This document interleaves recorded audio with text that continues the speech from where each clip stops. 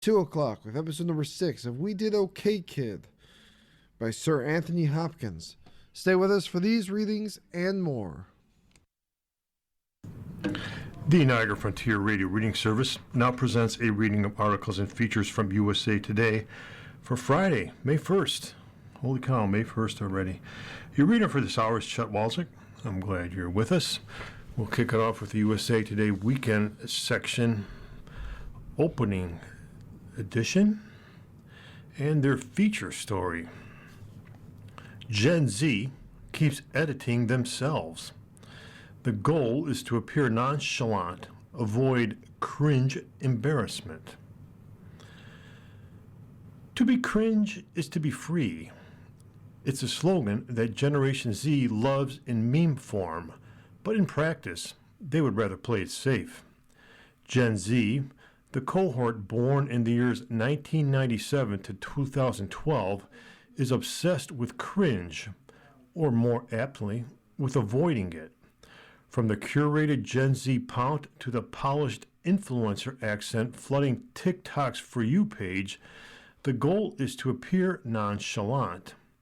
Across TikTok, Instagram, and group chats, young people are constantly editing themselves, trimming anything that might come off as try-hard, awkward, or embarrassing. That pressure is shaping behavior on and offline. We are definitely seeing social anxiety on the rise with Gen Z, and part of it is because people are online so much more, you can really worry and fear this judgment, says Lauren Cook, a clinical psychologist and author of Generation Anxiety, a millennial and Gen Z guide to staying afloat in an uncertain world. It becomes this vicious self-fulfilling prophecy of, I'm afraid to do anything because it's going to be made fun of. An April Yahoo YouGov poll found that more than half of adult Gen Zers have avoided expressing themselves online for fear of coming across as cringe. The impact goes beyond the internet, with 55% saying that the same fear has stopped them from opening up to someone emotionally. Online, this aversion to cringe has taken many forms. There's cheugy, that's spelled Cheugy, the word Gen Zers use to make fun of out-of-date trends, which often targets millennial fads like skinny jeans or chevron print. There's the viral ick, the feeling of becoming suddenly, and usually irreversibly, repulsed by someone you once found attractive. There are viral skits that make fun of people for thinking they're the main character, sometimes filming unassuming concert-goers and restaurant diners for content. Influencer comedians like Madison Humphrey and Misty Sanderson have built large platforms parodying awkward moments. Much of it is meant to be playful, but Chloe Ferrero, a 23-year-old influencer who lives in Chicago, says the impact is that Gen Zers are afraid to exist online without being dissected for content. We are living through a culture that is both obsessed with nonchalance and it's also obsessed with performance as a whole, Ferrero says. But if you are shown actually taking part in that performance that we are all doing, you are punished. The trend reflects Gen Z's tendency to be more risk-averse than other generations. Young people are drinking less, having less sex, and going to fewer parties. While those things can be positive, they're also indicators of increased social isolation. Much of Gen Z missed out on pivotal years in the classroom or office during the pandemic, impacting their ability to socialize. Ferrero and Cook say these fears spill into people's everyday behavior in real life, whether it's hesitating to ask someone out or being afraid to share opinions with friends. When you can realize, I am who I am, I own it, if you have a problem with it, that's your problem. That is such an empowering place to be, Cook says. But I think for Gen Z, that really feels like a free fall, and they're so afraid that will actually happen. The cringe discourse is increasingly visible in Gen Z's physical slang. Perhaps the most recognizable example is Gen Z's selfie face of choice, an overextended upper lip and tucked under lower lip, popularized by stars like Lily Rose Depp, Rachel Sennett, and Ariana Greenblatt, and dubbed the Gen Z pout. It does reflect a level of nonchalance, mysteriousness, an interest in looking like you don't care, while also going out of your way to make a face that people deem pleasing, Ferrero says. The same instinct shows up in the lifestyle creator-influencer accent, characterized by uptalk and the lengthening and extra stressing of words. There's also notably been the silent scream and viral skits about the Gen Z girl with no personality. Even when performing, the idea is to look understated or unintentional. These gestures are shaped by a mix of influencer aesthetics and pop culture. While they often originate online, they quickly spread into common behavior. I would argue, at this point in time, the backbone of most children's social experience is online, Ferrero says. It's like, this is absolutely integral to my experience as a young adult, but I don't want to be seen caring too much. It's a stark contrast from the heavily filtered, contoured photos of the 2010s. Now, photos are supposed to look unplanned and happenstance, even when the content is carefully staged. People want to act like nothing is premeditated anymore, Ferrero says. The curated Instagram post, as someone who does this myself, they are far more premeditated than the selfie I posted with a filter back in 2017. Some Gen Zers are fighting against their fear of cringe by climbing Cringe Mountain.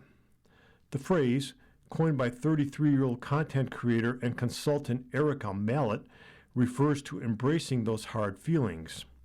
To get to the land of cool, success, fame, money, one has to climb Cringe Mountain, embracing embarrassment, failure, and discomfort. What you are forgetting is that everyone who is now cool or good at something has at some point had to climb Cringe Mountain, Mallett explained in a March 2023 TikTok. And the people hating are never hating from the land of cool. They are always hating from the land of base camp, according to Mallett, who went on to found the Theory of One to teach content creators how to overcome their fear of cringe. Nobody who has ever been through the climb will hate on someone who is still climbing, ever, because they know what it's like to climb Cringe Mountain, she says in another TikTok. These haters, they are not brave enough to start climbing. Ferrero had to climb that mountain herself when she became an influencer, blowing up rapidly in 2023 from less than 100,000 followers to more than 1 million. A year, she says, was one of the most difficult of her life because of the criticism she received. She wants young people to know that criticism is inevitable, but they can change the way they let it impact them. If you are not living for yourself, you are living for others, and others are not nearly as concerned about your happiness and well-being as you would like them to be, Ferrero says. To be cringe is to be free. I'm not the first person to have said that, but I do truly believe in that. Well, cringe or not cringe, whatever. We continue. Some of you may have found this cringe or not cringe. For Charles, a job well done, but will good vibes be good enough? Dateline Washington. King Charles III jokingly apologized for the British burning the White House during the War of 1812, but slyly noted that, were it not for his fellow countrymen, the Americans might be speaking French. President Trump marveled at the king's diplomatic skills at winning over Republicans and Democrats, and paid him the ultimate Trumpian compliment. The king, the president said, is a fantastic person. But beneath the light-hearted banter, the personal flattery, and the theatrical spectacle that surrounds a royal visit, there remain subtle signs of the deep divisions that have become the most serious test in decades for the long friendship between the United States and the United Kingdom. We have stood together through the best and worst of times, Charles, in white tie and tails, acknowledged in his toast at the White House state dinner in his honor April 8th. Political analysts praised the king's diplomatic overtures and the manner in which he deftly dealt with Trump, who was angry with British Prime Minister Keir Starmer and the British government over a multitude of disputes, including their reluctance to get involved in the U.S.-Israeli war in Iran. But they questioned how far the king's 4-day state visit to the United States would go toward patching up the discord between the two nations. Clearly, you saw graciousness on both sides and a real warmth, said Matthew Barzun, U.S. Ambassador to the United Kingdom from 2013 to 17. There is more trust, respect, and understanding, I think, at the end of this week than there was before. And that's good. Barzun compared the difficulties between the two countries to a strained marriage. When you come through it, he said, you come through it stronger. In Britain, Gawain Taller, a senior official in Reform UK, a political party headed by Trump ally Nigel Farage, praised the king's outreach to Americans, especially his remark before a joint session of Congress, an honor rarely afforded to a foreign leader. Charles managed to pull off a sort of double hit by pleasing Democrats in Congress during his speech and at the same time charming the president, said Taller, whose party is expected to make significant gains in Britain's upcoming parliamentary elections. The Queen could not have done it better, Taller said, referring to Charles' late mother, for whom Trump has expressed a particular fondness. Taller conceded Trump is a highly unpredictable and even fickle political operator and said it's not clear how long the good feelings and impressions Charles has made during his transatlantic trip will last in terms of politics. Though the rare royal visit appeared to generate goodwill, it's unlikely to mend differences on policy, said Garrett Martin, coordinator of the Transatlantic Policy Center at American University. No matter how well crafted the speech was, the differences in positions over Iran, over Greenland, over trade are pretty deep and pretty entrenched, Martin said. So I think it's not really likely, just because of the goodwill of this week, to expect that President Trump is going to change his tune next week about how he views the UK position on the Iran conflict. Even with all the public bonhomie between the two men, there were reminders during the king's visit that all is not well. The trip started with an awkward greeting when the king and his wife, Queen Camilla, arrived at the White House. As Charles stepped out of his black vehicle and onto the red carpet, Trump, known for his aggressive handshake, grabbed Charles' hand and held onto it. Charles finally broke the clutch after about 10 seconds. At the state dinner, Trump put the king on the spot by repeating his argument that Iran should never have a nuclear weapon and declaring, "Charles agrees with me." Charles, who is the British head of state but not the head of government, typically avoids politics in public. In his remarks to Congress, Charles at times appeared to make pointed references to Trump without mentioning him by name.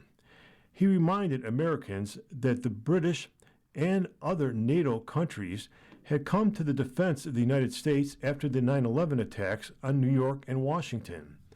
Trump, as president, has repeatedly questioned the value of the NATO alliance. Charles, a noted environmentalist, praised the natural wonders of the United States and spoke of our shared responsibility to protect them. Trump has called climate change the greatest con job ever and withdrew the United States from the Paris Accord, an international treaty to limit the rise of the Earth's temperature. In one of the speech's most memorable moments, Charles received raucous applause and a standing ovation from Democrats and Republicans alike when he stressed the need for checks and balances on executive power. The king was not just addressing Trump and his administration through his remarks and his trip to the United States, Martin said. He was also addressing the British public, many of whom are skeptical of the visit, who got to see him affirm values such as international alliances, protecting the environment, democracy, and the rule of law. The amount of news coverage Charles' visit received shows that not only does Trump admire the monarchy, the American public also remains interested in the royal family. In that sense, it has worked, at least for this week, to sort of change the conversation, Martin said. It has helped to cement the relative importance of the UK for the American public. In one sign of how much the United Kingdom has worried over the relationship between the two countries, its ambassador to the United States told a group of students in February that the only country that has a special relationship with the United States at the minute is probably Israel, the Financial Times reported this week. My advice to my prime minister is, I can't just put my hands on my ears and say it's special. It's going to be fine, Sir Christian Turner said in the leaked audio obtained by the Financial Times. Britain's Foreign Office said the private, informal comments were not any reflection of the government's position. Robert Garson, a Florida-based personal lawyer for Trump who's also British, met briefly with the king during his visit. Garson said he thought the king's trip had gone well, but he pushed back against the idea that Trump would somehow change his mind about foreign policy or the United Kingdom because of his interactions with the king. He knows where he wants to go, Garson said, stressing that he was speaking in his private capacity, not on behalf of the White House. Philip Reker, who for nearly a year was the U.S. interim ambassador to the United Kingdom under President Biden, said Charles' visit served as a reminder that the bond between Washington and London is far more important than whatever the problems of the moment may be. What the king underscored was that, despite who's in the White House or who's in 10 Downing Street, the overall relationship is far more complex and, in that sense, enduring, said Reker, a fellow at the Wilson Center, a nonpartisan think tank based in Washington. Trump has issues with Starmer now, but last fall he praised the prime minister as tough and a great negotiator after the United States and the United Kingdom finalized a trade and technology agreement seen as beneficial to both nations. This is the way the Trump administration and the president himself work, Reker said. One day the relationship between the two countries is up, and the next day it's down, he said. I don't think we should get too worked up over what the perceived relationship is, what the narrative is in this reality show at any particular moment, Reker said. The British still hold affection for America and Americans, even if they're frustrated with the statements of the president.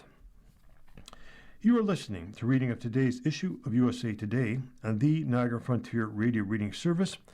The time is 19 minutes after the hour, and we continue with the opening section of the USA Today Weekend Edition. And since it's May 1st, we have a May Day story. May Day protests to promote workers over billionaires. In more than 30 years of working fast food jobs, Terrence Wise, his fiancée, and his 3 daughters have known homelessness and hunger. We slept in our purple minivan in the parking lot of my job, he said. I will never forget watching my 3 little girls try to fall asleep in the back in the middle of winter. He works 3 jobs, and his fiancée is a home health care worker. He said there are days his freezer is bare. They won't go to work on May 1st, nor will they go to school. Instead, Wise, 46, of Kansas City, a leader with the Missouri Workers Center, and his family are among hundreds of thousands of Americans expected to walk out of work or school today, May 1st. They will participate in more than 3,000 events nationwide known as May Day Strong or Workers Over Billionaires.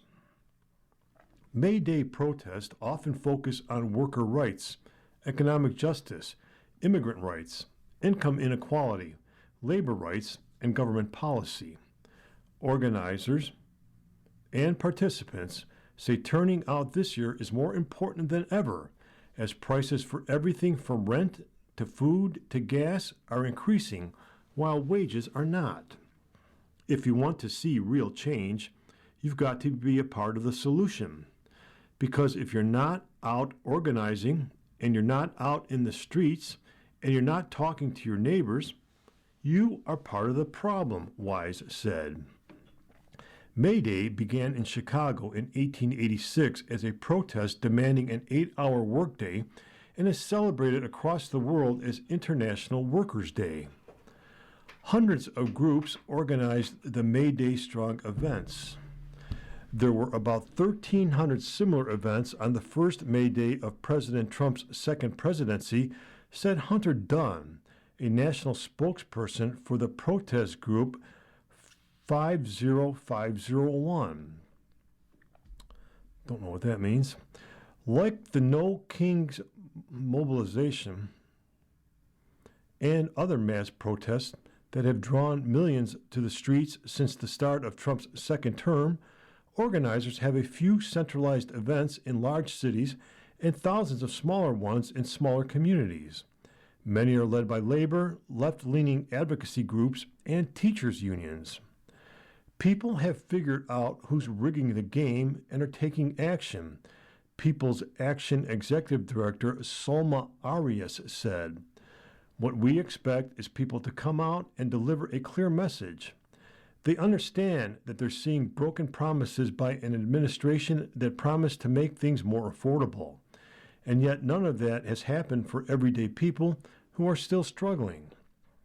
Workers in America's heartland are the foundation of the Make America Great Again movement that propelled Trump to the White House, said White House spokesman Kush Desai.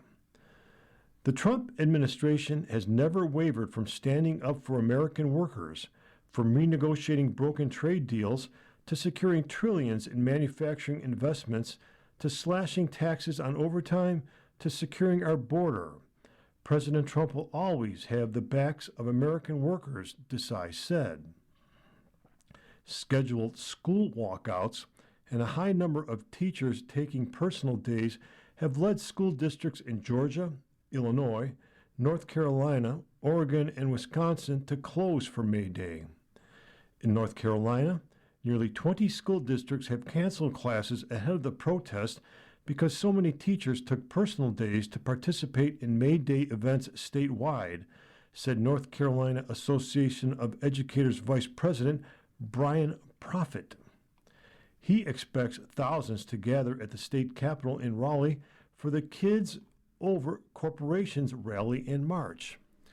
You're seeing the accumulated dissatisfaction of people who work in public schools across the state, he said. Following the march, there will be open-air mass meetings where people can gather to discuss next steps and build connections, Proffitt said. We know that our demands are not going to be met that day, he said. Aru Shiny Ajay, executive director of the Sunrise Movement, said 70,000 students have pledged to walk out from hundreds of campuses across the country. Sunrise Movement is a youth-led advocacy group focused on climate change. May Day marks a new moment, a moment when people are realizing that it isn't just protest that we need, but non-cooperation, she said. Economic boycotts have been part of American protest since the Boston Tea Party and include actions like the civil rights movement's Montgomery bus boycott and the United Farm Workers grape boycott. May Day Strong comes 20 years after one of the largest single days of economic protest in recent American history, The May 1st, 2006 Great American Boycott / A Day Without an Immigrant, which brought an estimated 2 million participants to the streets nationwide in response to proposed federal legislation that would have criminalized undocumented immigration and made it a felony to assist undocumented immigrants. Multiple groups have embraced the idea of economic boycotts since Trump regained office. They have boycotted companies that supported his campaign, helped fund his inauguration, or capitulated to his demands to drop diversity, equity, and inclusion practices. The number of proposed one-day blackouts has also increased, but their economic impact has long been difficult to pin down. Then, on January 23rd, an estimated 50,000 to 100,000 people participated in the Day of Truth and Freedom, a coordinated statewide action against immigration and customs enforcement's crackdown in the Minneapolis area that included a march and an economic boycott. Hundreds of businesses closed for the day in solidarity. Dunn said it's important for the movement to expand to include economic shutdowns. We need to build up this protest muscle fast so we can credibly protect our democracy, he told USA Today. Indivisible co-founder Ezra Levin said it's a technical escalation to move from asking people to turn out on a Saturday for a No Kings protest to attending an event on a workday. The Progressive Grassroots Organizing Group has been a lead organizer of the No Kings protest and is playing a supporting role in the May Day events. You need folks who are either able or willing to take on the pain of having to spend a Friday, not just a weekend day, but a Friday, showing up with their community against the regime, he said. So there you have it. I'm struggling to understand how an economic boycott and the shutdown of businesses helps the American people. But everyone has the right to protest. And we move to the USA Today opinion section for Friday, May 1st. And I present a piece entitled AI Companies Like Mine Have an Obligation to You. So speak up. This is written by Jack Clark, who is Anthropic's head of public benefit and also a co-founder of the AI company. We are living through the most consequential technology transition in at least a century, the kind of transition that reshapes how economies work, how power is distributed, and how we all live our lives. Most people don't see this happening, but they should. And more important, they should have a say in how the transition unfolds. When my wife and I had our second child last fall, I stepped away from Anthropic, the AI company I co-founded, assuming that I knew the fast pace of artificial intelligence development in my bones. And yet, when I returned to work in January, the technology within my own company had changed in ways that made my head spin. New ways of working, new technical breakthroughs, and the hard-to-shake feeling that while our foot is on the threshold, the world is not ready for the change on the other side of the door. Simply put, the AI industry has an urgent problem of disclosure. We must do a better job of telling people about what we see coming so that we can work as a society to confront the changes ahead. Stanford economists have found, for example, that since ChatGPT's release in November 2022, young workers in the most AI-exposed jobs have experienced measurable drops in entry-level employment in America. And yet, AI is expected to compress decades of progress in medicine, in education, in economic growth into years or months. Studies already show AI systems sharpening rare disease diagnosis, helping university students learn more efficiently, and driving a level of economic investment that surpasses the dot-com era. History tells us that people and public officials actively shape moments of transformative change. For instance, in 1840s Britain, as railways transformed the country but priced out working people, Parliament stepped in, requiring every line to run at least one affordable train a day with seats and shelter from the weather. In 1930s America, decades after electricity had transformed city life, farms and rural communities were still largely in the dark. Rural communities organized cooperatives, demanded power, and got it. And with AI, the same need for public engagement holds, but the stakes are higher and the changes are coming faster. The decisions being made right now about which jobs AI augments rather than replaces, which diseases it helps cure, and which communities it reaches first, these questions are yet unsettled. They will be shaped by what people know and what people ask for. AI companies like mine have an obligation to make that engagement possible, which means sharing what we know and then listening to what comes back. What people outside of AI companies think should inform what we build.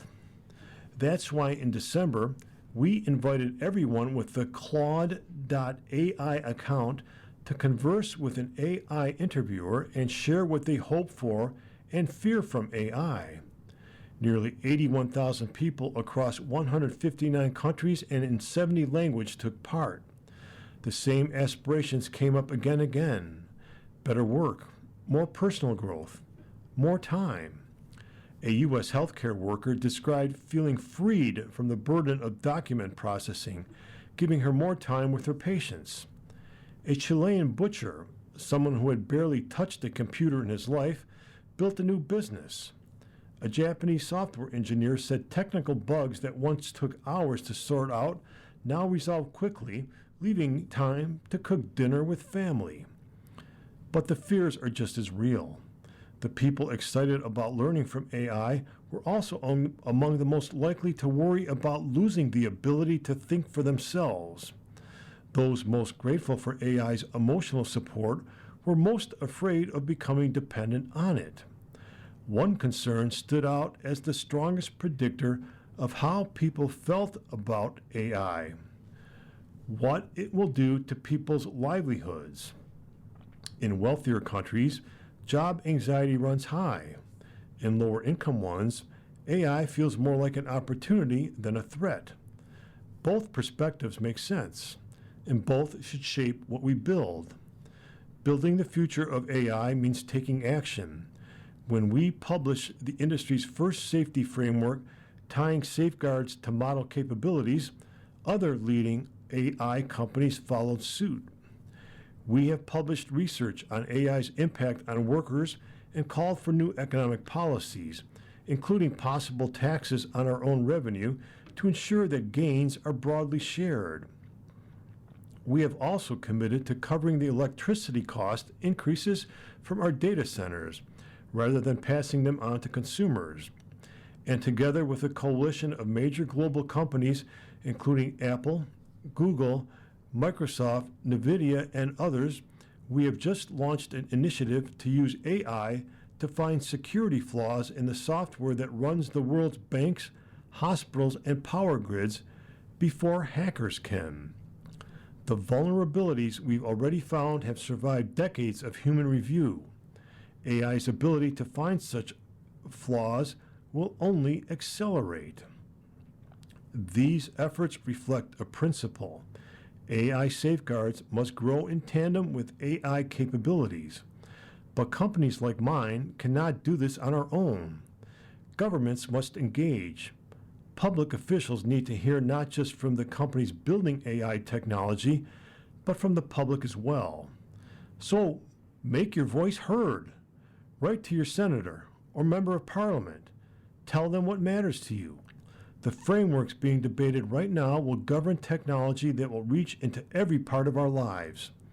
Like the British railway passengers who demanded transportation access, or the rural American communities that organized for electricity, The people who shape this technology will be the ones who show up.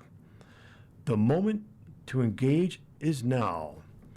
And again, this was written by Jack Clark, who is Anthropic's head of public benefit and a co-founder of the artificial intelligence company. You are listening to a reading of today's issue of USA Today on the Niagara Frontier Radio Reading Service. The time is 35 minutes after the hour, and we jump over to the USA Today Money section for Friday, May 1st. Despite dissent, Fed holds on rates. A divided Federal Reserve left its key interest rate unchanged April 29th as policymakers contend with inflationary shocks stemming from the Iran war and lingering concerns about the labor market. The federal funds rate, a benchmark for the interest rates across the United States, remains at a range of 3.5 to 3.75%. The Fed has yet to change rates in 2026 after 3/4-point cuts late in 2025. Although members of the rate-setting committee projected one more quarter-point cut in 2026 at their March meeting, several analysts expect policymakers to hold off on easing until late in the year, and some have pushed their forecast into 2027. Developments in the Middle East are contributing to a high level of uncertainty about the economic outlook, the Fed said in a statement explaining the April 29th decision. It added that inflation is elevated, in part due to the surge in global energy prices, and that while the unemployment rate has changed little in recent months, job gains remain low. Of the Federal Open Market Committee's 12 voting members, 8 supported the decision, marking the first time since 1992 4 members dissented. Fed Governor Stephen Moran preferred to lower the target range by a quarter point, as he has at previous meetings. Committee members Beth Hammack, Neil Kashkari, and Lori Logan supported the rate decision, but opposed the inclusion of an easing bias in the Fed's statement. Ahead of the Fed's announcement, the CME FedWatch tracker, which compiles trading activity, showed an 87% chance that interest rates would remain at the same level they are now at after the December policy meeting. It's not until October 27 that the likelihood of rates being the same drops below 50%, CME predicted. At the meeting, the odds of 3 25 basis point cuts are about 2%, of 2 such cuts, 11%, and 1 cut at 35%. But traders also see a 6% chance of a rate increase.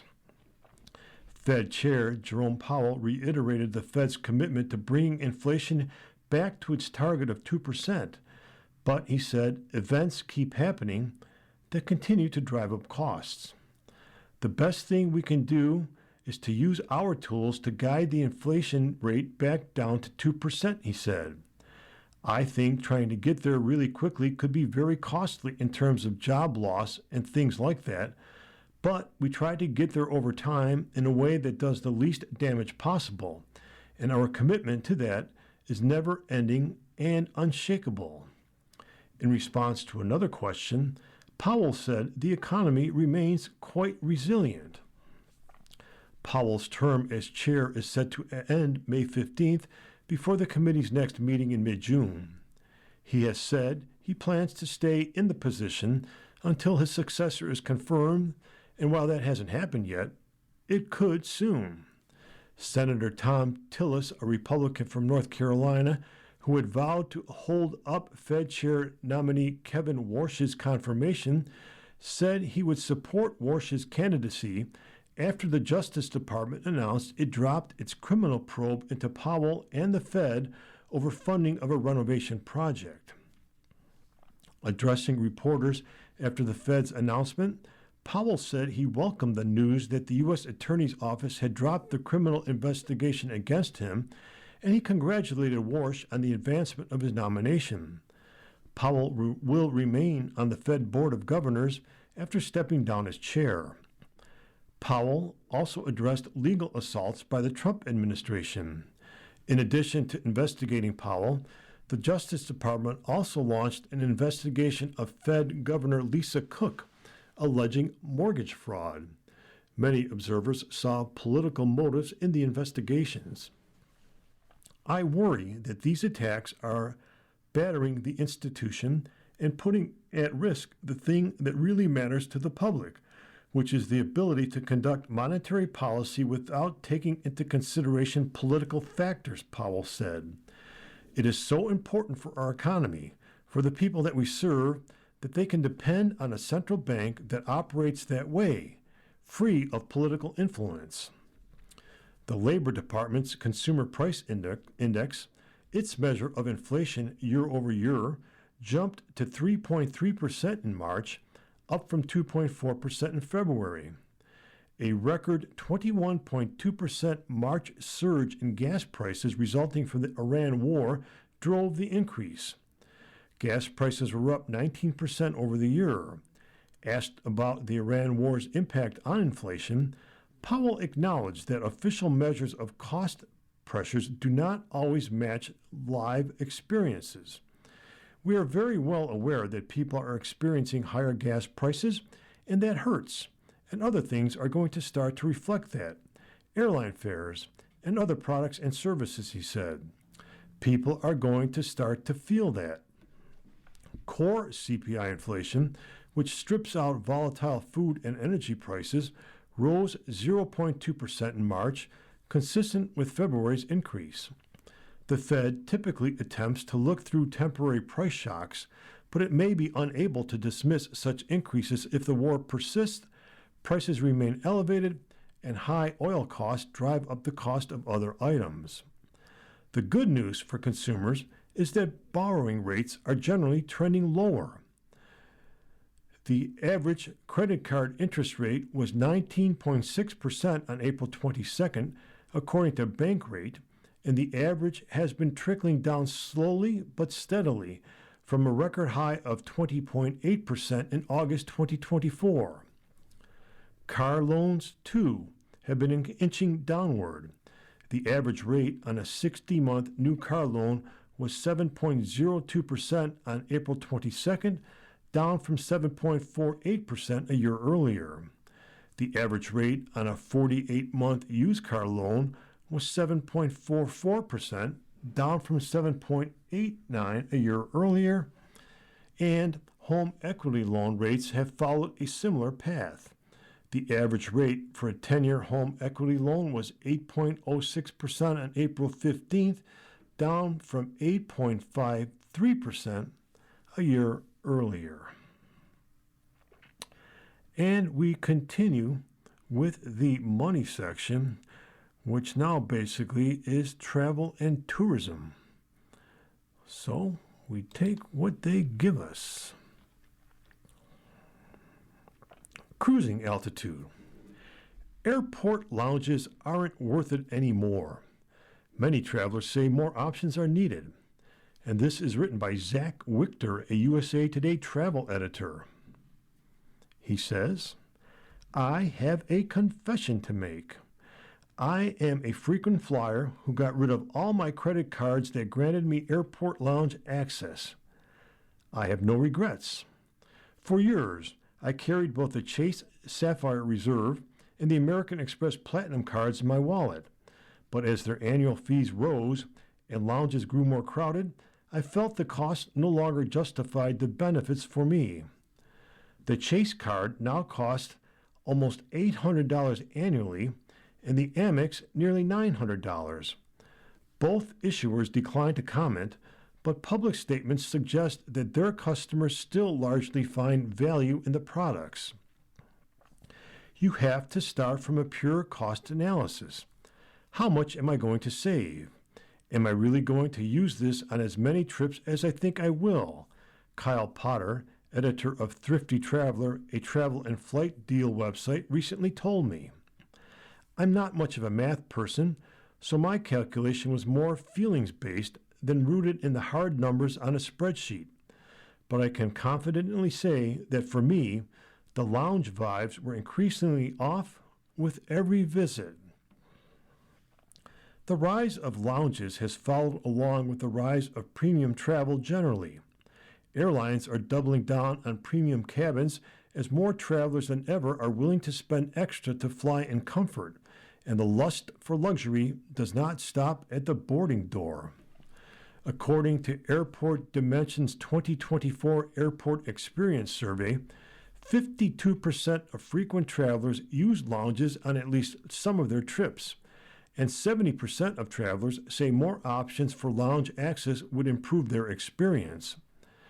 Heather Garbodin, Chief Customer Officer at American Airlines, previously told me that American Airlines is expanding and improving its lounge footprint because that's just what travelers have come to expect. People want experiences. The younger generation is expanding their participation, not only in just flying, but as cardholders, she said. We know that our co-brand credit card customers, second to earning miles and points, lounges are one of the most important things for our city card holders. Potter said companies across the travel industry are seeing the same trend and milking it. Everything in travel right now in the United States is about premium travel, and you can't sell premium travel without a lounge, he told me. This is where every airline and hotel chain and every other travel organization is spending their resources to get these credit cards into people's pockets and get them in this high-spending hamster wheel. But that's where the cost and the vibe disconnect begins. It's easy to get sucked into the social media vortex sipping champagne with an out-of-focus airplane in the background for your Instagram story without thinking about the trade-offs. Everyone's trying to get you to make decisions. Everyone's trying to get you to make decisions without really doing the math on whether you're really getting your money's worth, Potter said. He added that some people devote loads of time and money to chasing airline or hotel status without really thinking about the benefits they get in return. For me, when I really stopped to think about what I was doing in the lounge when I visited, I realized I wasn't getting my money's worth. On the few trips a year that I would stop in at the lounge before a flight, I might grab a few snacks, have a glass of water or two, or maybe a cup of tea. Even at exorbitant airport prices, I could do that for less than a few $100s a year just by buying what I wanted a la carte in the terminal. And as lounges get more crowded, I don't find them to be significantly quieter or more comfortable than a regular seat at the gate. If you still want to experience an airport lounge and don't want to open a new fancy credit card, I regret to say you're still going to have to find a way to pay for it. Either you will need to buy a premium cabin airline ticket that includes lounge access, or you will need to purchase a day pass to the lounge, and that's if they're available. You could also get a priority pass or annual lounge membership, but at the end of the day, I'm not sure the benefits outweigh the cost of any of these options for the average traveler. United Airlines, for example, sells day passes for $59 to its United clubs when capacity allows. It's on the low end of the day pass prices and still costs more than an overpriced burger and a cocktail that you might get at one of the concourse eateries. It just comes down to a really utilitarian calculation. Am I going to be able to visit these lounges often enough in order to offset the cost I'm paying to get in, Potter said. The main alternative is really just not going. Lounges make the most sense, in my mind, on a long layover. But if you're just departing from your local airport and not connecting anywhere, you may as well just get there a little closer to your departure time and head straight to the gate. Your wallet will thank you in the long term. You are listening to Reading of Articles and Features from USA Today. on the Niagara Frontier Radio Reading Service. The time is 49 minutes after the hour. And we continue with another traveler and tourism related piece. Bangkok Unleashed, a city that never slows. What to know before you go. And this is written by Kathleen Wang, another USA Today travel editor. Dateline Bangkok. The sights, sounds, and smells of Bangkok hit me immediately and simultaneously. The spiced aromas wafting from street food vendors mixed with the heavy traffic's gasoline fumes. My head was constantly on a swivel, captured by the neon lights in Chinatown, contrasting against the golden facades of the centuries-old temples. There was something to check out in every corner. I stumbled upon a restaurant in an alleyway that only serves pad thai, and I constantly heard blasting music and rhythmic pounding from Muay Thai studios. In Bangkok, old meets new. Traditional style longboats cruise the rivers, while skyscrapers with rooftop bars offer stunning views of the temples at night. It was my first time in the Thai capital, and I was unprepared for how bustling it could be. Bangkok is one of the biggest cities in the world, with over 580 square miles. More than 11 million residents live in the city proper alone. Even just crossing the street where endless mopeds and cars are zipping between each other can feel like a feat. But there's an infectious energy to it, and it draws millions of visitors a year to it. Last year, Bangkok earned the title of the most visited city by international travelers with 30 million arrivals, according to Euromonitor International Top 100 City Destinations Index. At the very least, travelers connect through Bangkok on their way to their final destination in Thailand. Bangkok is often seen as just a gateway, but it's really a destination in its own right, said Pintita Harpungdanji, Public Relations Manager for the Tourism Authority of Thailand. For first-time visitors, I would recommend spending at least a couple of days exploring beyond the main landmarks, whether that's discovering the city's incredible food scene from street eats to Michelin-starred dining, visiting local markets and temples, or experiencing its wellness and unique cultural offerings. It's a place where tradition and modern lifestyle come together in a very dynamic way. Everyone warned me that Bangkok's traffic would be hectic, and it wasn't until I saw it in real life that I understood what they meant. The city is ranked 13th globally for having the worst congestion. The streets are jammed with mopeds weaving between cars, and it feels like there's never a safe time to cross. While there are pedestrians crossing lights on some corners, I also just followed the lead of a confident local if there weren't. Travelers should keep Bangkok's heavy traffic and sprawling size in mind as they plan their days. Try to explore one area at a time, since it can take a while to get across the city. Plan around traffic, adding that people find the public train system or riverboats to be faster. The Bangkok Mass Transit System, also called SkyRail, and the Metropolitan Rapid Transit are the two train systems to help you beat traffic during peak congestion.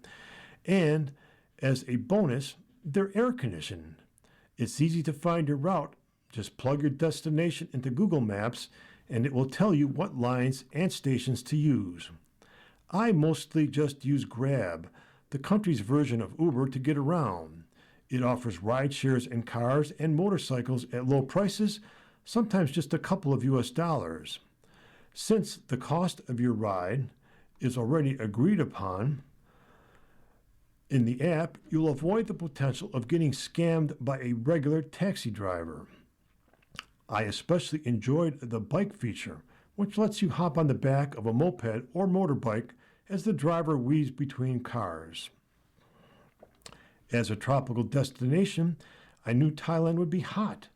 But right before I arrived in early March, Bangkok was under heat advisories. Midday temperatures were forecast to reach 107 degrees Fahrenheit, and people were advised to stay indoors between 11 a.m. and 3 p.m. to prevent heat stroke. While traveling, I try to avoid carrying a bunch of cash out of convenience, but it's the preferred form of payment throughout Thailand. If you want to eat at street food vendors, and you will, trust me, you will need to pay in cash. Even major chains, such as 7-Eleven, had a minimum for credit card use. Thankfully, they always had an ATM and are on nearly every block. Dress accordingly. Despite Thailand's heat, you'll need to cover your shoulders and knees if you're planning on visiting one of the famous temples. You may be denied entry. Dressing modestly is out of respect for the significance of these sites. And slow down. While it's easy to feel overwhelmed in Bangkok, you don't have to be. There's so much to see and do, and rushing will make it feel like a blur, especially if you're caught in traffic. Pace yourself. Explore one area at a time and take it all in. I set aside an entire evening to meander through the night market in Chinatown and spent a morning at a Thai cooking class. Don't try to do everything in one day. Bangkok has so much to offer from dawn to dusk and is best enjoyed at a slower pace. You are listening to reading of articles and features from USA Today for Friday, May 1st, on the Niagara Frontier Reader Reading Service. We will return for more readings after this short break. Your reader for this hour has been me, Chet Walczyk. I'm glad you were able to join us. Hope you have a great weekend, and we look forward to seeing you the next time.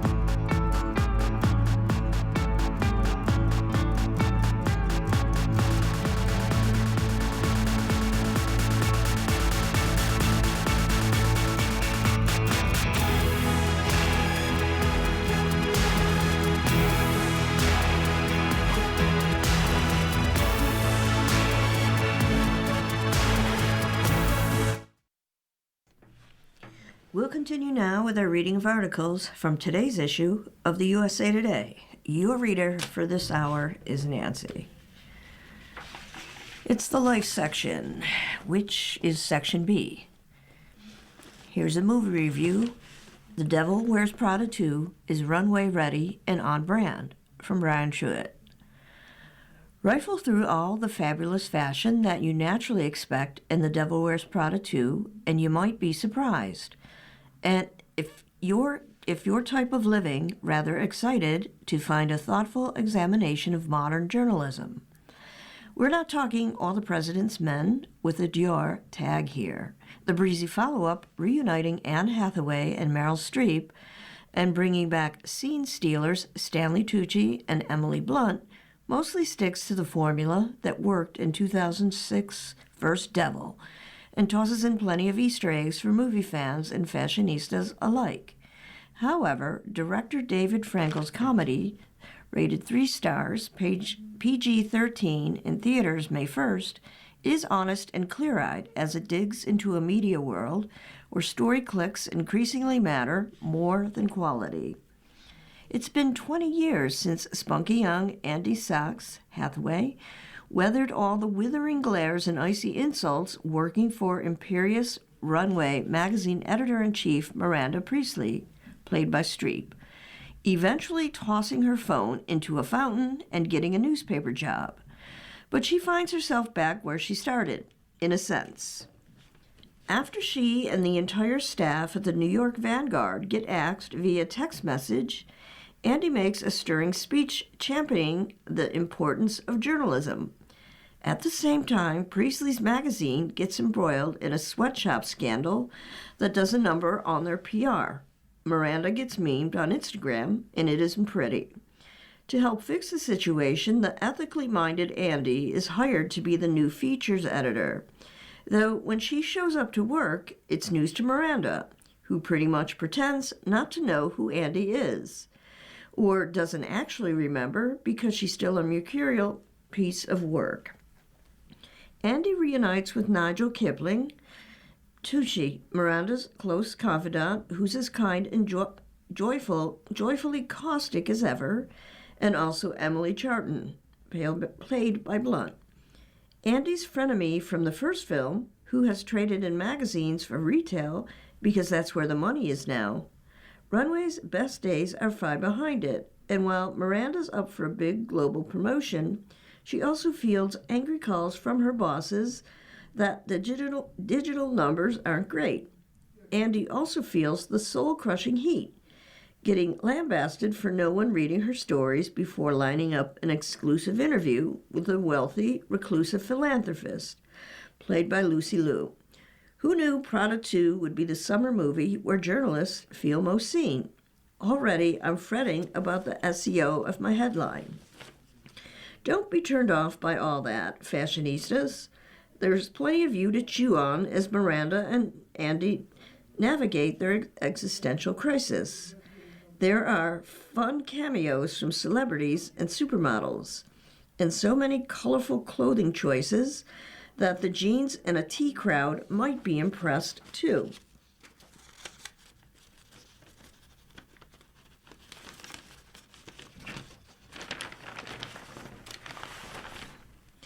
What this devil doesn't need, though, is to run back so many plot points and so much narrative direction from the first film. It's enjoyable seeing Streep and Hathaway vamp off each other, but Andy having to work this hard to win Miranda over again just feels repetitive. And the third act feels way too close to the OG as well. While Hathaway and Tucci have a warm chemistry that they're able to rekindle, the real throwback that works best is Andy and Emily's relationship. There's bonding, butting heads, and everything in between, as the movie works to develop Blunt's character a little more. And it makes up for the stuff that doesn't work, like a forced relationship angle with Andy and nice guy Australian contractor Peter, played by Patrick Rammell. He's a forgettable addition, whereas Justin Theroux is a standout as Blunt's hilariously awkward, artificial intelligence-loving tech bro love interest. Like so much of the sequel, he interestingly feels inspired and real among the fiction. That, and a soft spot for reportage, may not seem fashionable for a Devil Wears Prada movie, but we'll take it.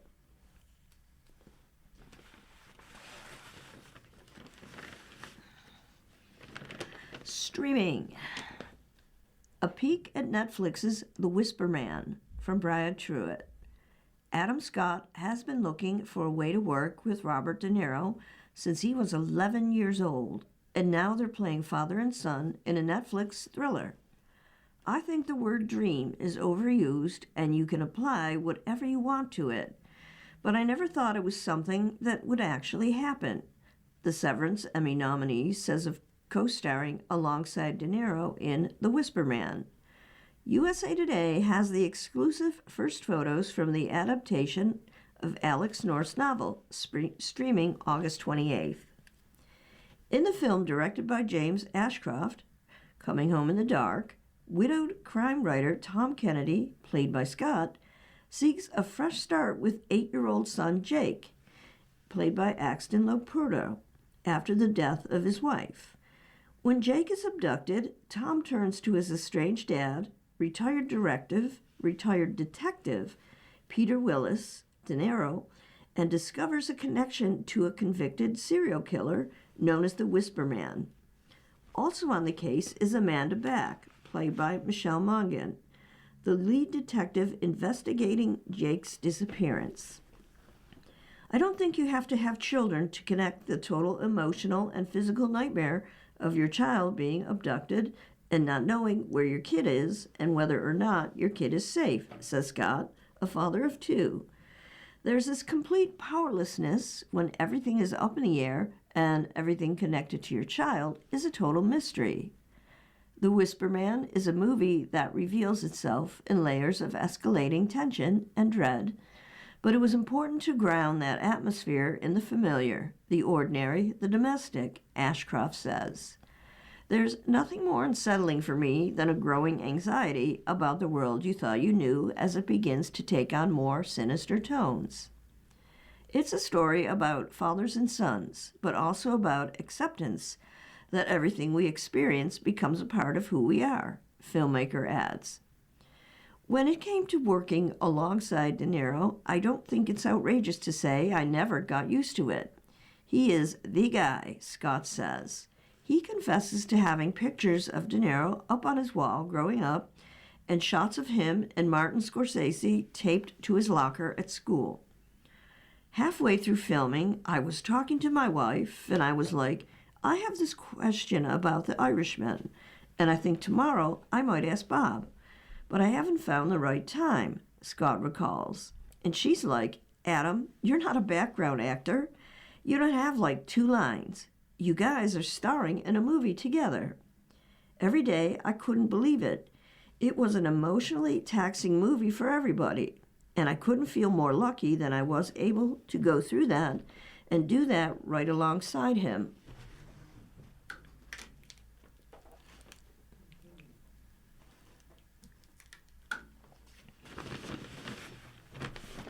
Parenting. Blunt, Krasinski try to protect their kids from AI, from Patrick Ryan. The Devil Wears Prada 2 has all the biting jokes and mind-blowing fashion you loved from the first movie. But 2 decades on, the sequel, in theaters now, arrives in an extremely different landscape, which has forced media companies to tighten their belts as page views plummet and AI surges.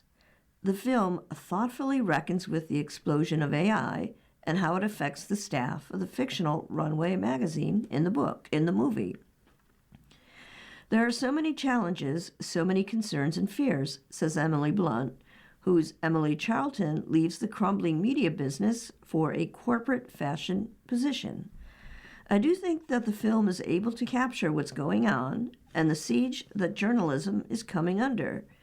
I think it's really poignant. Midway through Prada 2, a potential new CEO suggests Runway will no longer need models and exotic locales for photo shoots when fashion spreads can all be generated through AI. He compares artificial intelligence to volcanic lava that we'll all get swept up in eventually. But Hollywood talent, such as Blunt, age 43, is pushing back, particularly in how she chooses to raise her kids with her husband, John Krasinski. They share 2 daughters, Hazel, age 12, and Violet, age 9. The world of AI is a very scary bubble to poke your head inside, says Blunt, who has no known social media of her own. My children don't go online, and they're young still. You're kind of holding on to them by their ankles as they get older and want more independence. At some point, I'm sure they'll want a phone. They'd probably like one now, and they're not going to get one. It's like having a drug dealer in your house that doesn't pay rent or actually give you any of the good stuff, she says, laughing. Jokes aside, we're trying to instill them with a sense of togetherness and family and creativity, and trying to hold on to that for as long as possible, Blunt says. But I do think people are getting wise to it. Schools are getting wise to it. There's a no phone policy in the school my kids are going to, just to give children at least 7-8 hours a day where they have to be just present and focus and use their brains and be bored and converse. The headmaster said that after they took the phones away, the cafeteria is noisy again. Kids are talking. In 2023, the Writers Guild of America went on a month-long strike, which helped secure assurances that Hollywood studios can't use AI-generated scripts as source material, nor credit AI as writers. But Prada 2 star Stanley Tucci still worries about how people's likenesses are manipulated and transformed into AI deepfakes. It's a conversation he has frequently with his wife, literary agent Felicity Blunt, who is also Emily's sister. A lot of the time, I don't know what's real and what's not real anymore, so it's better never to go on Instagram, Tucci says. It's strange that way. I mean, my wife is a literary agent, and she said AI is just killing everything. You can use it to write books. Authors are going to suffer horribly. Journalists will suffer horribly, and screenwriters. Soon, we won't be able to tell what's what. That's really, really, really disconcerting. At some point, I know I'm going to have all these digital images taking of me, so I can preserve my whatever this is for the future, Tucci says, mentioning to his body. Then I will own myself, and if somebody wants to turn me into something and I'm not around anymore, then my family will get the money, because it's only fair. It's weird, he adds with a shrug. It's kind of creepy. You're listening to a reading of today's issue of the USA Today on the Niagara Frontier Radio Reading Service. The time's 30 minutes after the hour.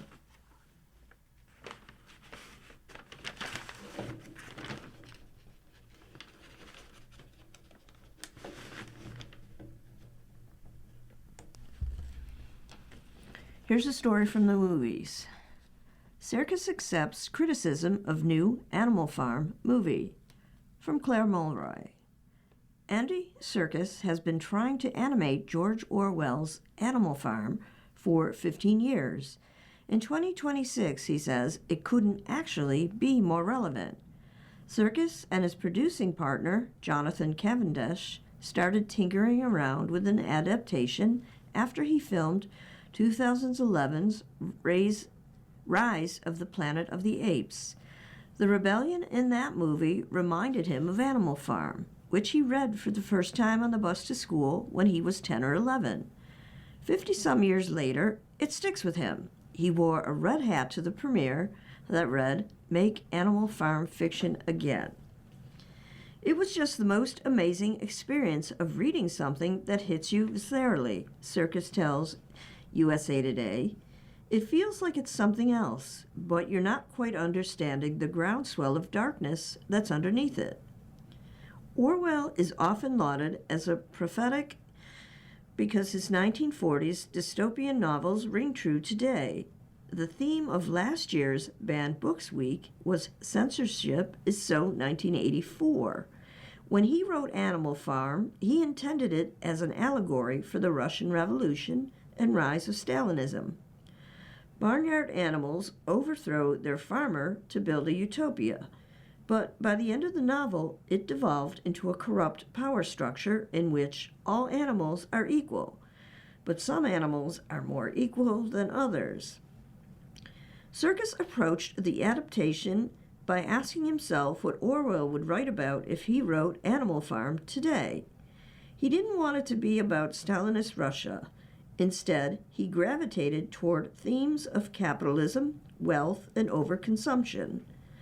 The billionaire antagonist, Pilkington, played by Glenn Close, drives what closely resembles a Cybertruck. The lead up to this adaptation in theaters now has been largely controversial. When the trailer dropped in December, oversaturated with middle school knee slappers and set to the upbeat Feel It Still by Portugal, the criticism was swift. After all, Animal Farm is a serious and violent story with a bleak ending. This advertised butt jokes, campy fight montages, and sinister Seth Rogen laughs. Even a star-studded ensemble of Rogen, Close, Gaten Matarzo, Jim Parsons, Woody Harrelson, Steve Buscemi, and Laverne Cox couldn't sell the new Animal Farm to some. Serkis welcomes the criticism. Backlash to the trailer included one particular sting. Orwell is rolling in his grave. But Serkis maintains the author's estate signed off on the adaptation when he secured the rights. He insists Orwell would have wanted controversy. He's sort of adored and abhorred by both left and right. And that's the other thing about our film. We are not having a go at any one administration or regime. It's about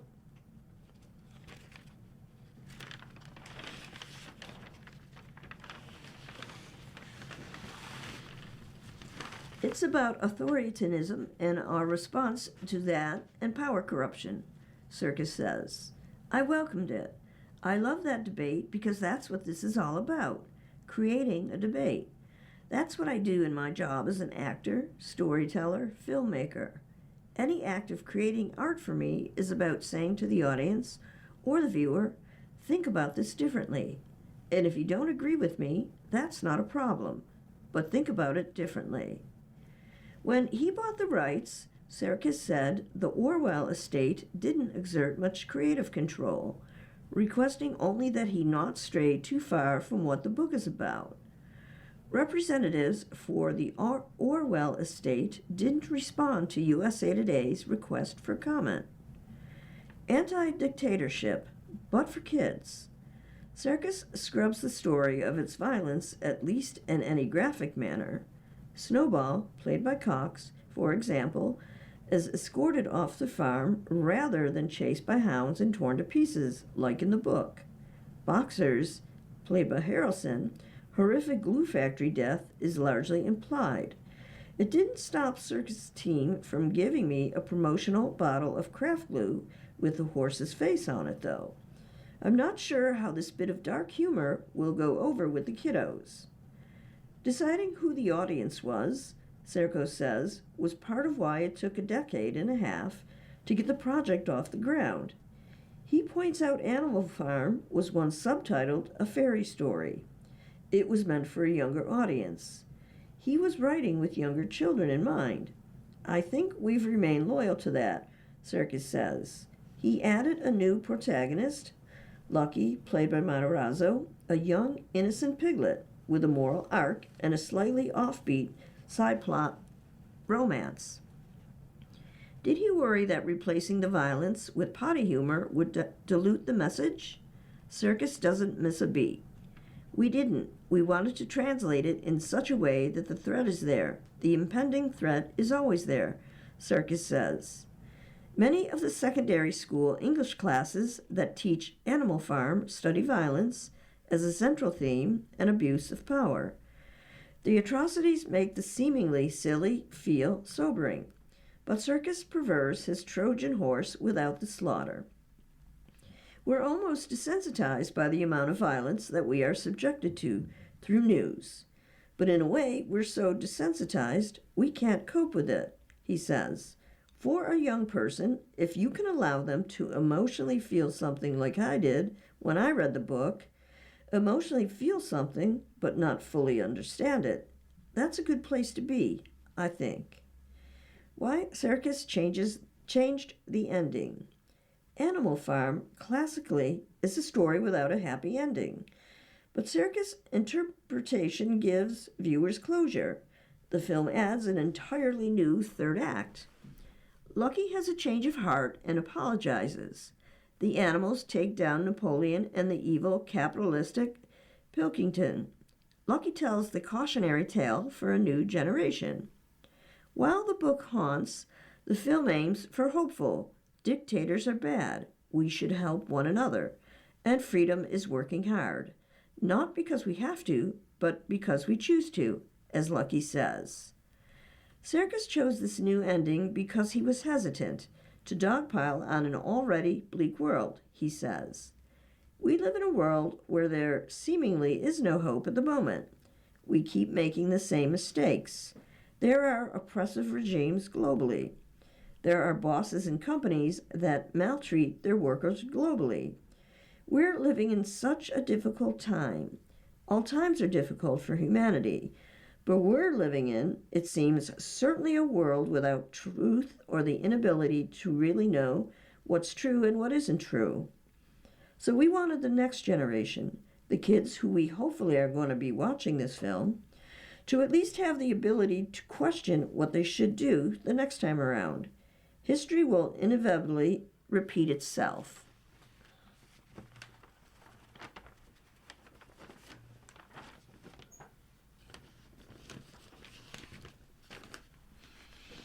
Lastly, here's a lifeline for you. They said what? Simone Biles.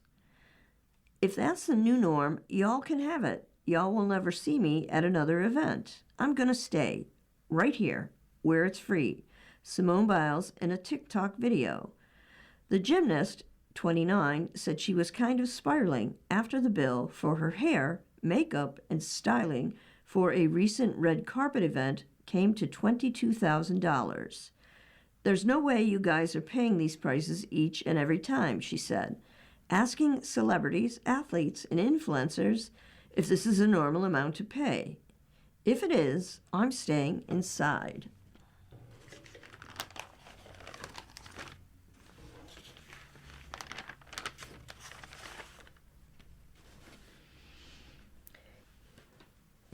You've been listening to a reading of the USA Today on Niagara Frontier Radio Reading Service. The time's 43 minutes after the hour. Now we're going to the sports section, which is section C. Expansion changes CFP college dynamics. From Blake Topmeyer. Here's what you must realize about NCAA tournament expansion, which college sports leaders insist on cramming down our throats. A 76-team tournament, compared to 68 teams, won't make the basketball season better. It also won't make it substantially worse. Adding 8 bids won't alter the season much at all. The season already exists as a mostly low-stakes affair until March. That won't change. If you watched Houston, Kansas at 9 o'clock Eastern on a big Monday in February, you're either a college hoops junkie or you're gambling, or both. No judgment, but let's be honest. That single contest didn't meaningfully alter either team's fate. Any power conference team with a pulse is making the big dance, whether the field stays at 68 or goes to 76. I have no appetite for NCAA tournament expansion. It's wholly unnecessary and designed to reward barely above 500 teams from power conferences. But much as I lack enthusiasm for bracket expansion, I also can acknowledge its impact probably will be minimal. After the field expands, a handful more mediocre power teams will qualify and make a brief March Madness appearance. Maybe another mid-major or two will gain entry. but expanding the field from 68 to 76 won't significantly reshape the sport or its fandom. The diehards still will tune in regularly. The casuals will climb aboard once March arrives, as conference tournaments approach. The March Madness passerby and only interested because of their bracket types will wander in on Thursday of the first round once the play-in games, or whatever we're calling them, are completed. Nothing is gained from tournament expansion other than a few more dollars. Not much is lost either. That's what makes the 76-team NCAA tournament proposal so different from college football playoff expansion talks. A 24-team CFP, that's the size the Big Ten and some other stakeholders favor, would significantly reshape football. The sport's high-stakes regular season hangs in the balance as conference commissioners continue to debate CFP size, format, and access. One SEC coach gives CFP expansion warning. It's almost become an unwritten rule every reporter follows. If you secure an exclusive off-season interview with a coach, you must ask him what size playoff he prefers. I followed that silent agreement when I sat down with Texas A&M coach Mike Elko recently. When I asked Elko why coaches deserve a bigger playoff, he answered humorously and candidly. Coaches think a bigger playoff will help their job security. The head coach who wants to keep his job, he'll say the right size is 45 teams, or however many we can possibly fit in it, Elko told me. Because making the playoff is becoming such a marker for the premier programs, which is either you're in or you're out, and if you're out, you failed. Bingo, and coaches don't like copping to failure. If the playoff shape and format were left in coaches' hands, they default to self-preservation. Coaches' self-protection tendencies aside, what's the best pro-season direction? Elko cautioned against growing the playoff too much at the risk of affecting the regular season stakes. As a college football fan, and maybe a little bit of a guy who has studied the game, you just want to be careful.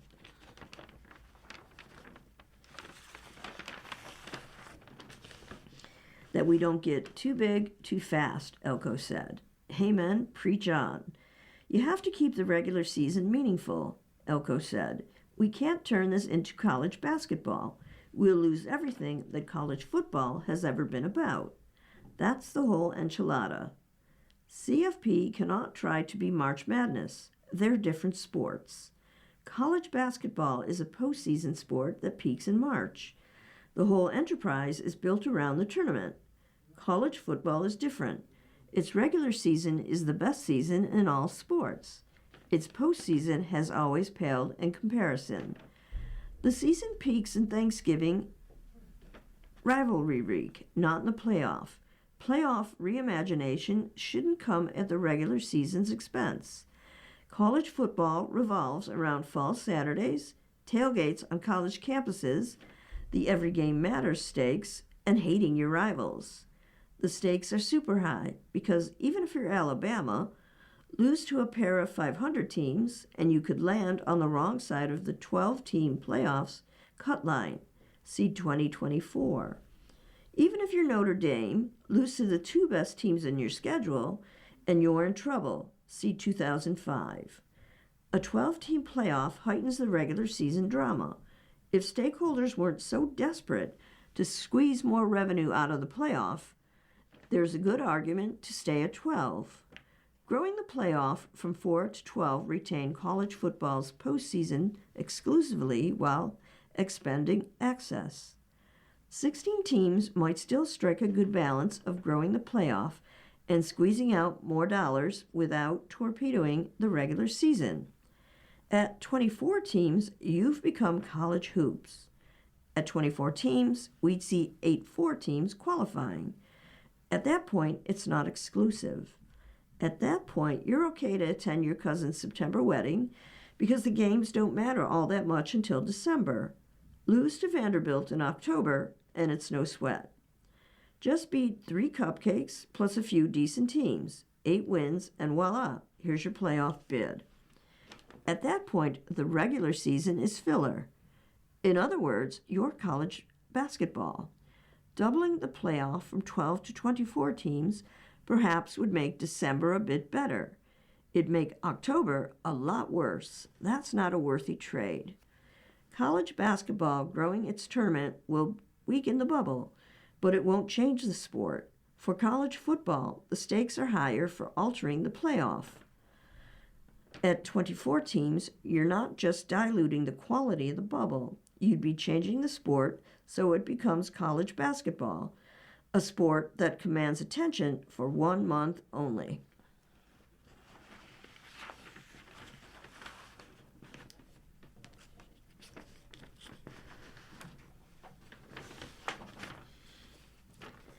Vezina Trophy finalists. Goaltenders set for 25-26 award from Mike Brem. 3 NHL goaltenders stood out in a season when the league's overall save percentage fell below .900. The New York Islanders' Ilya Sorokin, Boston Bruins' Jeremy Swayman, and Tampa Bay Lightning's Andrei Vasilevskiy were named on April 29th as the 3 finalists for the Vezina Trophy for top goaltender. The award is voted on by general managers.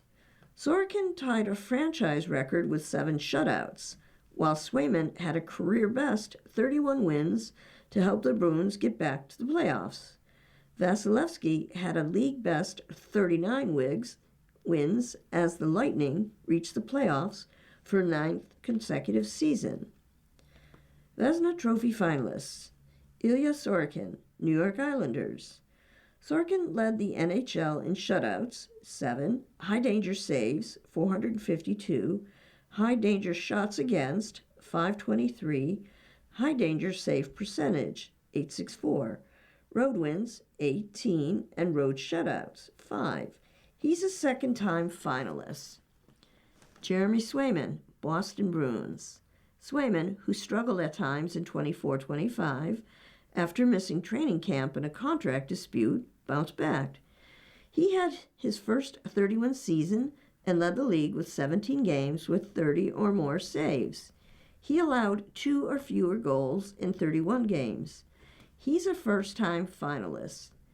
Andrei Vasilevskiy, Tampa Bay Lightning. Vasilevskiy led the league with 39 wins and allowed 2 or fewer goals in 35 games, which tied him for first. He ranks second in goals against average, 2.31, and third in save percentages, 0.912. He won the award in 2018-19. Who'll win? Likely Sorokin, considering he finished first in multiple categories. He was considered a favorite all season before the Islanders slumped at the end of the season and missed the playoffs. Vezina Trophy snub. Colorado's Scott Wedgwood led the league in goals against average and save percentage among goalies with 40 or more starts.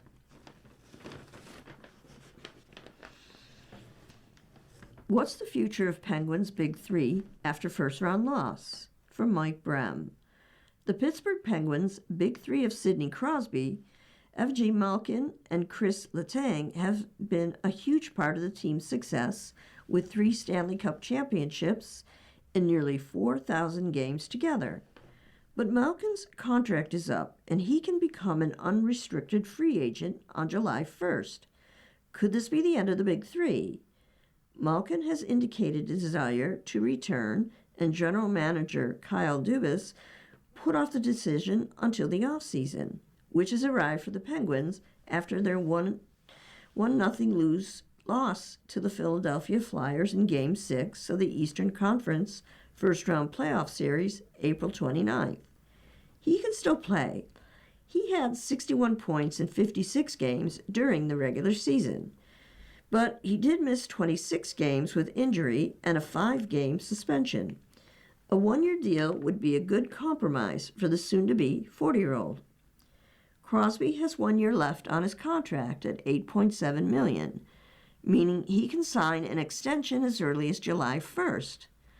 Letang has 2 more years at $6.1 million. Though Letang's play appears to have slipped a bit, he did score the winning goal in games 4 and 5. The Penguins have more decisions to make than just Malkin.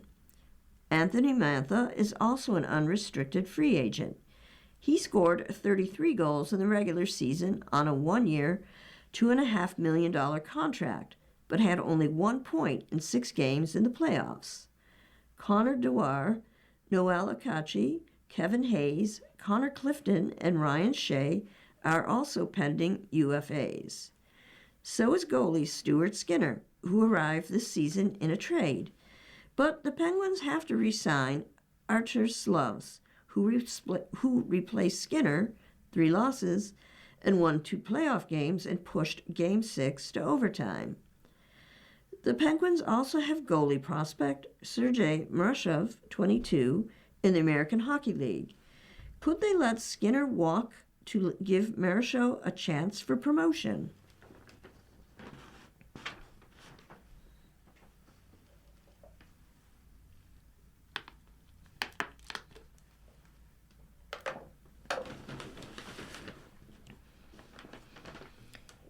Pressures on Lakers after blowing 3-0 lead, from James Williams.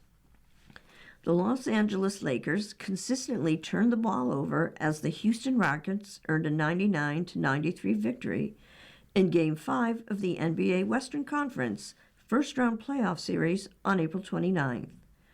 Now, the series might be turning into the Rockets' favor after they won 2 straight games and are closing the gap after the Lakers built a 3-0 lead to start the series. As a former player, Lakers coach J.J. Redick understands how turnovers can happen throughout the game, but he recognized how they impacted his team's overall performance. It's hard because the players see stuff on the court, and it's easy for us to look back on film or armchair quarterback it, Redick said. I do think we had 2 of those turnovers where we get a stop and we throw the ball ahead of our bounds. Those are the kinds of things that you wish you had back. But the turnovers, they come in all shapes and sizes, and it's about limiting them, and you certainly have to give your guys freedom to make basketball plays. I would say in general, though, turnovers of aggression are okay. Turnovers of passivity are not. Marcus Smart was responsible for the Lakers' early start offensively, providing 8 of the team's first 10 points. But it was the guards being responsible for 6 of the team's 15 total turnovers that was glaring on the stat sheet. I had 6 turnovers, and that's unacceptable for me, Smart said after the game, especially with only 2 assists, especially against this team. The Rockets would score 18 points off turnovers. Houston trailed by as many as 11 points in the first half against Los Angeles, before closing the gap and outscoring the Lakers 30-19 in the second quarter. The Rockets took a 51-47 lead into the locker room at halftime. The Lakers stumbled in the second half, allowing for the Rockets to build up a 13-point lead. LeBron James tried to rally the Lakers in the final minutes of regulation, but it was the team's ongoing struggles that continued to make the difference. Roy Hachimura nailed a 3-pointer that helped the Lakers try to gather some momentum as the crowd began to get loud, but Hachimura was called for a foul down on the other end of the court. The cheers from the Los Angeles crowd quickly turned to boos as Terry Eason was at the free throw line for the Rockets. He missed the first, but made the second. The Rockets would lead the Lakers 88-81 with 4 minutes 13 seconds left in regulation. Houston overcame a late surge by the Lakers with what was an 11-1 scoring run after, with 4 quick points by Reed Sheppard. Reed Sheppard made a pull-up jumper to put them up 5, James said. We come down, I turn the ball over, put them up 7. They're just bang-bang players.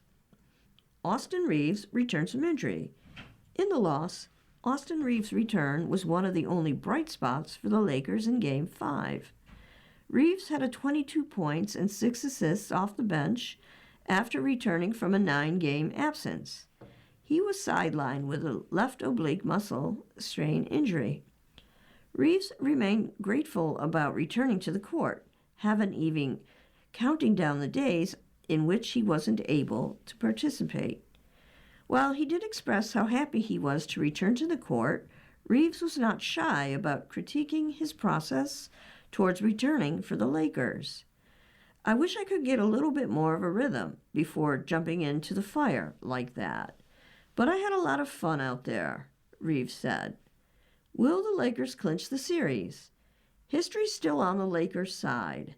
Teams with LeBron James on the roster have won 24 consecutive series when taking a 2-0 lead, according to ESPN.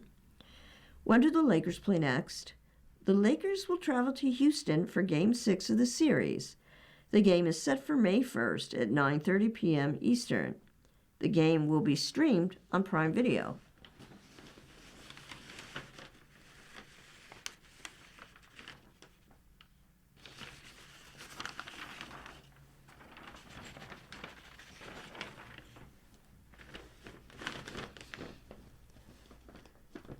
Milan Cortina Olympians lead playoff contenders. Heather Burns. The Professional Women's Hockey League kicked off its postseason on April 30th with the number 2 seed Boston Fleet traveling to the number 4 Ottawa Charge. Why is the number 2 seed playing the number 4 seed? Because in the PWHL, the top seed earns the right to pick its opponent for the first round of the playoffs. The number 1 seeded Montreal Victoire chose to play the 2-time defending league champion Minnesota Frost, the number 3 seed. The Victory are in the playoffs for the 3rd straight season, finishing first for a 2nd consecutive year. This season, the Victoire won all 4 games in their head-to-head season series against the Frost, 13-5-9, including 2 overtime victories. They went 3-1 against the Charge, 9-1-12. The 2 semifinal series are best of 5, with the 2 winners advancing to the best of 5 finals to play for the Walter Cup. The Minnesota Frost beat the Ottawa Charge in 4 games for the Cup last season. Here's the lowdown on each playoff team and the schedule. Number 1, Montreal Victoire, 16-2-6. And Renee Despiens, who won Goaltender of the Year last season, has a league-leading 19 victories, 1.11 goals against average, and .955 save percentage. Abby Roque, who leads Montreal in scoring with 22 points, is in her first season with the club after spending 2 years with the New York Sirens. It is the Victoires' 3rd season in the playoffs. They were also the number 1 seed last season and got beat in the semifinals. Number 2, the Boston Fleet, 16-4-5. Aaron Frankel, who was the goaltender for Team USA during the 2026 Milan Cortina Winter Olympics, leads the Fleet with 19 victories, a 1.17 goals against average, and .953 save percentage. Speaking of Olympic heroes, Megan Keller, who scored the winning goal in overtime in the gold medal game, has 18 points for the Fleet this season. Boston reached the Walter Cup Finals in its inaugural 23-24 season, losing a 5-game series to Minnesota. Number 3, Minnesota Frost, 13-8-9. The Frost have won back-to-back titles as the number 1 seed coming into the playoffs. Minnesota has the league's 3 top scorers in Kelly Panic, 33 points, Taylor Hayes, 30, and Britta Kroos-Salem, 29.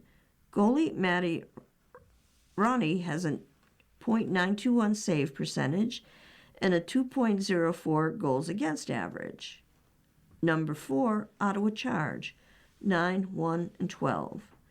The Charge are the only team in the playoffs with a losing record. 8 of their 9 victories came in overtime. Brianne Jenner, the 4th leading scorer in the league, leads Ottawa with 26 points. Rebecca Leslie in second in the league in goals with 14.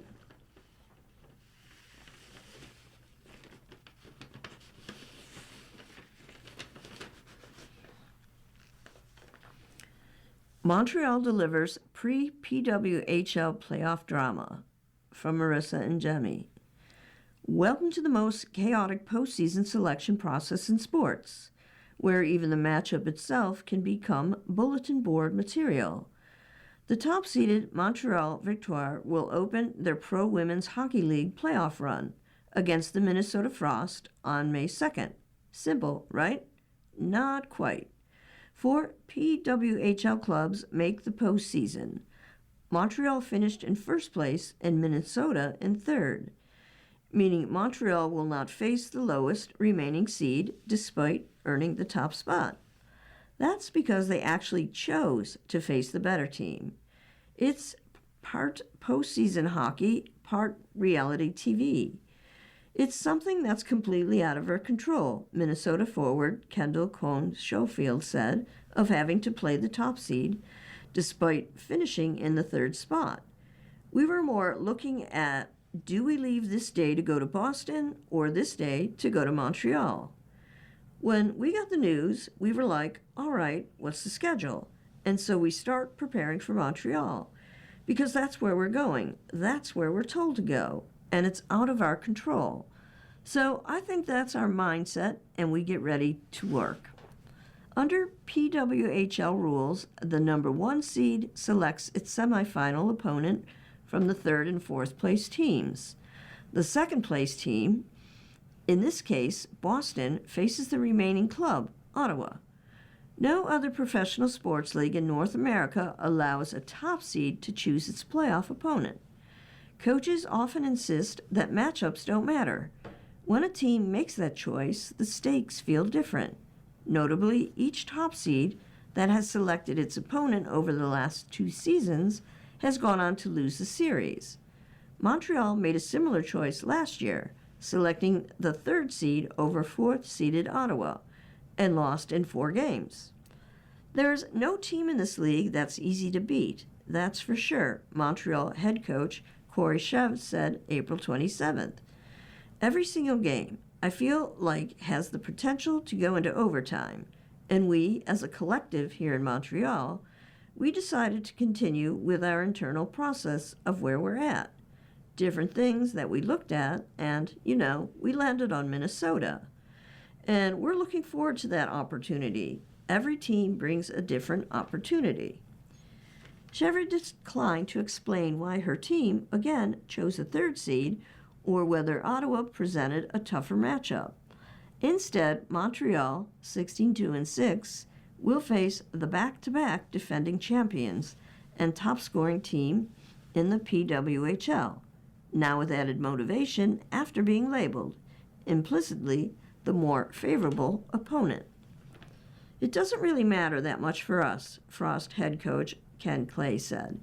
We knew we were going to be going on the road, so they're a great challenge, and we're just excited to get going. Victory are in the playoffs for the 3rd straight season, finishing first for 2nd consecutive year. This season, Montreal won all 4 games in their head-to-head series against the Frost, 13-5-9, including 2 overtime wins. They went 3-1 versus the Charge, 9-1-12. There's a 24-hour selection window to select a playoff opponent, and the league said it aims to create rivalries and reward the top regular season team. Playoff semifinals and finals are best-of-5 series. Montreal finished with 62 points after winning its final regular season game in a shootout, and in a tie for first with Boston, 0-4-6, in the standings. But Montreal held the tiebreaker, having more wins, 22, than the Fleet's 21. The Fleet will get an easier matchup with the Ottawa Charge. To be honest, I haven't really analyzed it too much, said Ottawa forward Brianne Jenner of Montreal, picking Minnesota. They probably had their reasons for the pick that they made. I think we prepared regardless. Players and coaches may downplay it, But beating a team that chose you as its opponent carries a little extra edge. It's their choice, Clay said. It's a tough choice, having the choice to pick. Our league is so clean, our league is so close, and there's no much competitive balance that I don't think there's any right or wrong choice for them. They made their choice, which is fine with us.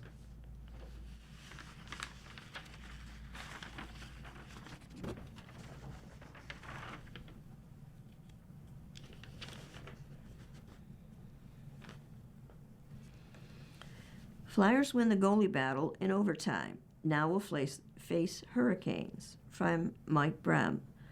The Philadelphia Flyers are heading to the second round of the Eastern Conference playoffs, knocking off the comeback-minded Pittsburgh Penguins 1-0 in overtime in Game 6.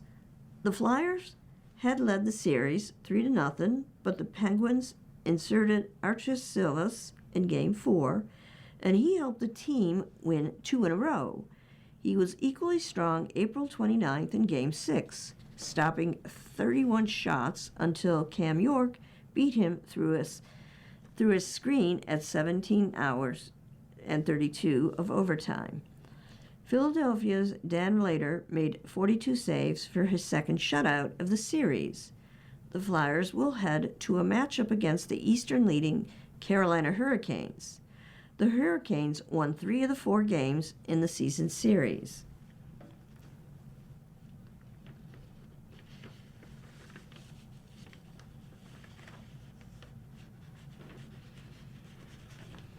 Maker is NHL playoffs fastest defense from Jarrett Belby. In Game 2 of the Colorado Avalanche's opening round playoff series against the LA Kings, defenseman Cole Maker reached a maximum speed of 23.92 miles per hour. That speed is the fastest recorded by a defenseman in the Stanley Cup playoffs since the NHL started tracking the stat in the 21-22 season. It's also the fastest overall speed in this year's playoffs, regardless of position. Maker's top speed is over 1 miles per hour faster than this year's next fastest defenseman of the playoffs, Erik Karlsson of the Penguins, 22.78 miles per hour. Previously, the highest max speed mark for defensemen in the playoffs was set last year by Noah Hanfin for the Vegas Golden Knights, 23.66 miles per hour. The next fastest after Maker this year is Los Angeles' Trevor Moore. The left winger has topped out at 23.48 miles per hour. Maker's previous top speed in the playoffs was 23.28, which he hit last year. During the 21-22 regular season, he reached a max speed of 23.74 miles per hour, which until this April was his highest recorded. During the 25-26 regular season, Maker was the 5th fastest defenseman as he trailed Ottawa's Jake Sanderson, Utah's Mikhail Sergachev, Boston's Nikita Zadorov, and Karlsson. His new 23.92 mph mark lags only Sanderson's top speed of 24.37 mph among defensemen. Maker's Colorado teammate Nathan MacKinnon has the all-time playoff speed record of 24.54 miles per hour set during the 2022 playoffs. Makar and the Western Conference top-seeded Avalanche swept the Kings and await the winner of Dallas, Minnesota in the conference semifinals round.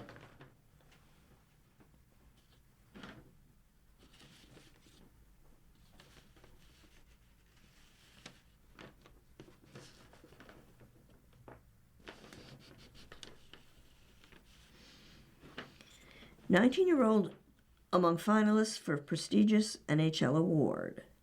Macklin Salbrini's spectacular sophomore season has him in the running with established veterans for what NHL players consider the top regular season award. The San Jose Sharks' young star is a finalist for the Ted Lindsay Award for Most Outstanding Player. It's voted on by fellow members of the NHL Players Association. Edmonton Oilers center Connor McDavid and Tampa Bay Lightning winger Nikita Khrushchev are the other finalists. The winners will be announced later. The NHLPA award finalists are the first to be announced. The NHL will roll out the finalists for other awards over the next few weeks. Ted Lindsay Award finalists. Players are listed in alphabetical order. Voting is by fellow players. Macklin Celebrini, San Jose Sharks. The 19-year-old finished fourth in the NFL with 115 points, 45 goals, and 70 assists, and broke the Sharks' franchise single-season scoring record held by Hall of Famer Joe Thornton. He won a silver medal with Canada at the Winter Olympics. He's a first-time finalist for the Ted Lindsay Award. Nikita Khrushchev, Tampa Bay Lightning. Kucherov finished second in the league with 130 points. He scored his 1,000th career point during the season. He is a two-time winner of the Ted Lindsay Award. Connor McDavid, Edmonton Oilers. McDavid won the NHL's scoring title for the sixth time with 138 points and led the league with 90 assists. He won a silver medal with Canada and was named MVP of the Olympic men's hockey tournament. He is a four-time Lindsay Award winner. You've been listening to a reading of the USA Today for May 1st. We read the USA Today weekly at noon. For more information, call us at 716-821-5555. Your reader for this hour has been Nancy. Coming up next on the Niagara Frontier Radio Reading Service, in place of our book reading, we have Popular Mechanics. At 3 o'clock, we got the New York Magazine, and at 4 o'clock, a re-airing of today's Buffalo News. Stay with us for these readings and more. You're listening to the Niagara Frontier Radio Reading Service. Radio reading serves people who are blind or have a print disability throughout Western New York and Southern Ontario's Niagara Peninsula. From its broadcast studios at 1199 Harlem Road in Cheektowaga, just north of Clinton Street. Almost 40 years and more than 300,000 hours of radio readings to those unable to read printed matter on their own. Our broadcast signal is provided at no charge by WNED. Volunteer radio readers broadcast daily readings of newspapers, magazines, and books. For more information on the Niagara Frontier Radio Reading Service, call us at 716-821-5555. You're listening to your Niagara Frontier Radio Reading Service. Our volunteer radio readers broadcast daily readings 24 hours a day of newspapers, magazines, books, and other printed matter. People who are blind or have a print disability throughout Western New York and Southern Ontario's Niagara Peninsula are provided special reading radios. This year, the Niagara Frontier Radio Reading Service marks almost 40 years on the air. Our broadcast signal is provided at no charge by WNED. Radio Reading Service studios are at 1199 Harlem Road in Cheektowaga. The Niagara Frontier Radio Reading Service website is nfradioreading.org. For more information, call us at 716-821-5555.